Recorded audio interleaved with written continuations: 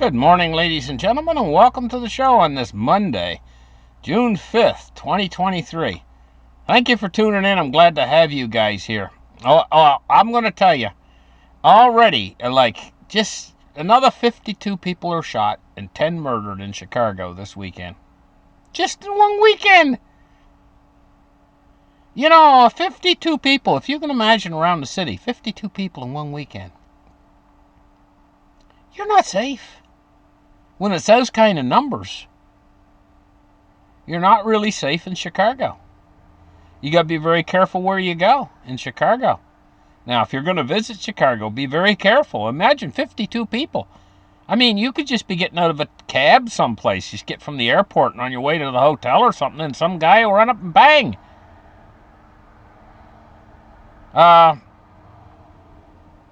Fatally shot and wounded. I see another one. 70-year-old man was killed, another wounded Saturday morning, so on.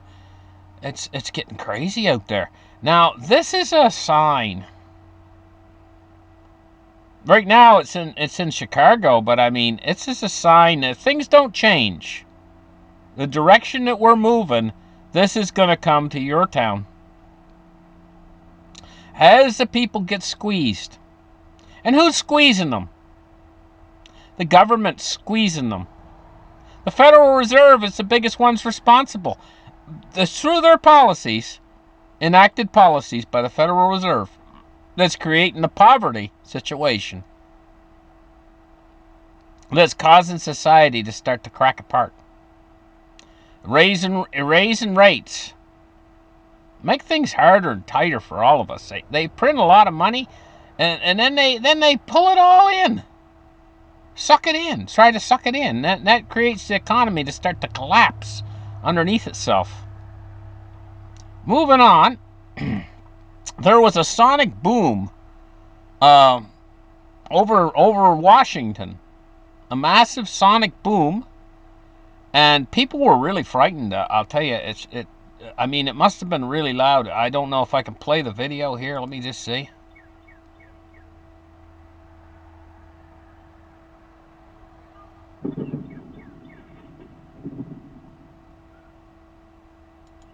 And the little dog went running. It shook him up. He was in there having a nap.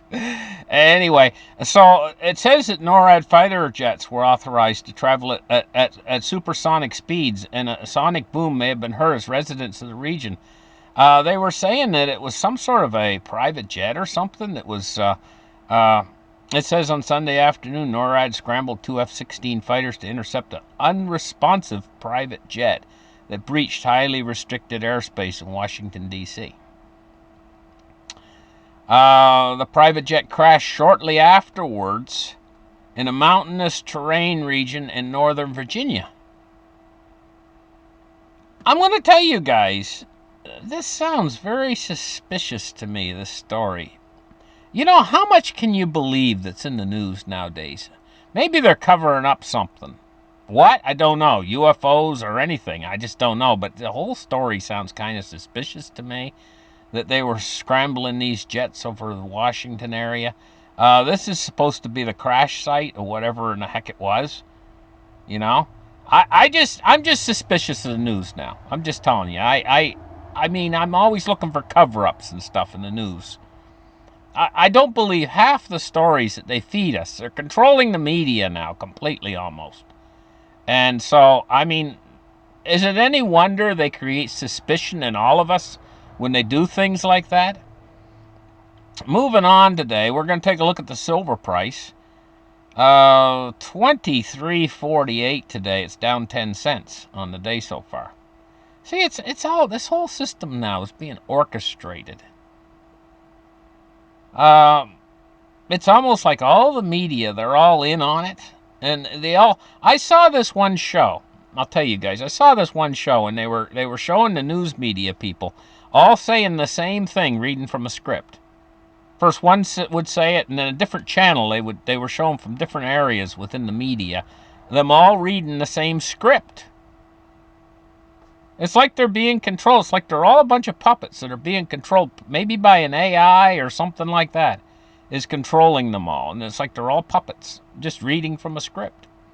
I'm a free thinker here, and I give you guys my opinion on stuff. And I'm taking in this information from the media. I mean, what other source would I get information from? I have to get it from the media. And I see a media out there that sometimes they don't lie to you, but sometimes they'll skew the truth. They have ways of doing that. And I'm very uncomfortable with what's happening in the world right now. And one of the things is the control that they have over ideas and concepts that you might have. Seriously. So anyway, moving on, we're going to take a look at cryptocurrency prices right here. Crypto right today is 26,476 for Bitcoin. So it's come down a little bit. It was ranging around 27,000. Ethereum's at 1856. Bitcoin is forming something that it's never really had before right now. I've never seen it more stable for such a long period in time. And it is it does have an awful lot of utility, and in the fact that, let's just say a person wanted to travel abroad or something. You don't have traveler's checks anymore. That's gone the way of the Goonie bird. So what's the safest way to carry, if you're going to want to carry some money with you, what would be the safest way of carrying it? Probably, yeah. I mean, crypto's probably the safest way because the price now has become stable. It wasn't stable before. It's never been stable before. And I've seen it now at 27,000 for months and months. It's just sitting there, sitting on that price. That's stability, And so are these altcoins. They're becoming rather stable. But they're at a low.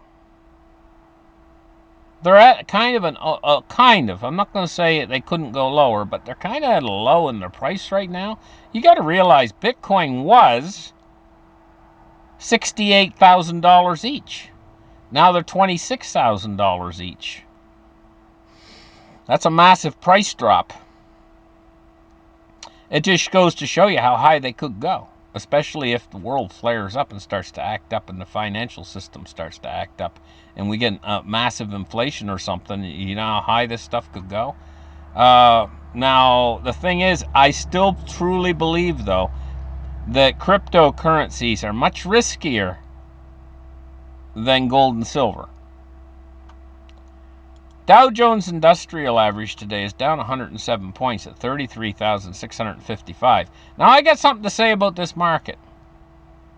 This market's been collapsing. It's been ages since it's went anywhere. It's been just sitting around that line, 34,000 for ages and ages. Meanwhile, inflation's been tearing a hole in your money, tearing a hole in your pocket. And so what this means is the market has actually been collapsing, even though it's been going nowhere. It's been losing percentages of the purchasing power that the money that's stored in the market can purchase. And so the market's actually been falling. Now, when the big-time inflation comes, we're probably going to see a massive surge in this market. But if we get a bit of deflation, that was a big one, guys. When they passed that debt ceiling thing, that was a big one. I'll tell you, that was, talk about getting by the wire. That was touch and go there for a little while. Now, somewhat of stability has been restored because that would have been an absolute crisis if it had have happened. And I mean, it was just all about who was going to vote yes and who was going to vote no. And they could have just as easily have voted no. But in my mind, what would be the point of trying to balance the budget at this point? I mean, you're past the pale. Excuse me. You're past the pale already. I mean, you're never going to be able to balance that budget. So why bother showing any restraint any longer? I mean, that's like a guy that drinks 3 bottles of vodka every day, saying, well, today I'm only going to drink 2 3/4 bottles of vodka. I'm showing restraint. I mean, what's the point? You might as well drink 4 bottles of vodka. I mean, once you get to a certain point, is what I'm saying. Once you get to a certain point where there's no stopping it any longer, and they've passed that point a long time ago. We're over $30 trillion in debt, and that's not counting unfunded liabilities, which puts us over $200 trillion in debt.